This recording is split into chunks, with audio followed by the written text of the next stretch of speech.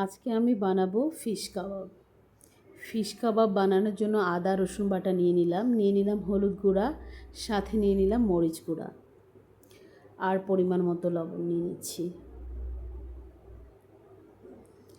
দিয়ে দিব এখন ধনিয়া গুঁড়া আর সাথে দিয়ে দিব কর্নফ্লাওয়ার,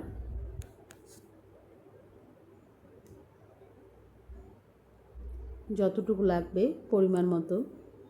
আর নিয়ে নিচ্ছি জিরার গুঁড়া 1 টেবিল চামচ। আর দিয়ে দিয়েছি গোলমরিচের গুঁড়া। সাথে এখন দিয়ে দিব বেসন। বেসনের পরিমাণটা একটু বেশিই দিব, বাইন্ডিংয়ের জন্য অনেক ভালো হবে। কেটে রাখা কাঁচামরিচ কুচি আর পেঁয়াজ কুচি সাথে দিয়ে ভালোভাবে এগুলোকে মিশিয়ে নেব। ভালোভাবে এগুলো মেশানো হয়ে গেলে সিদ্ধ করা মাছগুলো অথবা ভেজে রাখা মাছগুলো কাটা সরিয়ে বেছে রেখেছি মাছগুলো, এখন এগুলো এর মধ্যে দিয়ে দিচ্ছি। ভালোভাবে মশলাগুলো আর মাছগুলো একসাথে আবার মথে নেব ভালোভাবে। মাছ মশলা সব কিছু মিলে ভালোভাবে বেশ কিছুক্ষণ ধরে হাতে মথে নিয়ে করব যে ঠিক আছে কিনা দেখে নেওয়ার জন্য। এই তো সবগুলো কাবাব একে একে বানিয়ে নিয়েছি, করে ফেলছি। এখন এগুলো মাছের কাবাব বানু করে ফেলছি।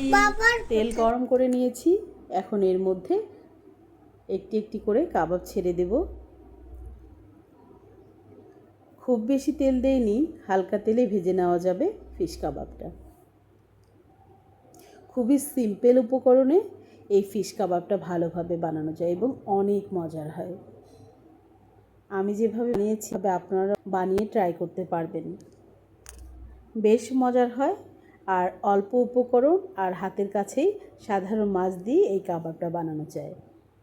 যার যেমন পাঙ্গাস মাছ দিয়েও বানাতে পারেন, তেলাপিয়া মাছ দিয়েও বানাতে পারেন, আর অন্য অন্য মাছ দিয়ে তো বানানো যায়। সচরাচর বাসায় যে ধরনের মাছ থাকবে সেই মাছ দিয়ে ট্রাই করেছি আমি। এই যে ব্রাউন কালার হয়ে আসলে নামিয়ে নেব। সুন্দর হয়েছে কালারটা এবং বাইন্ডিংটাও ঠিক ছিল।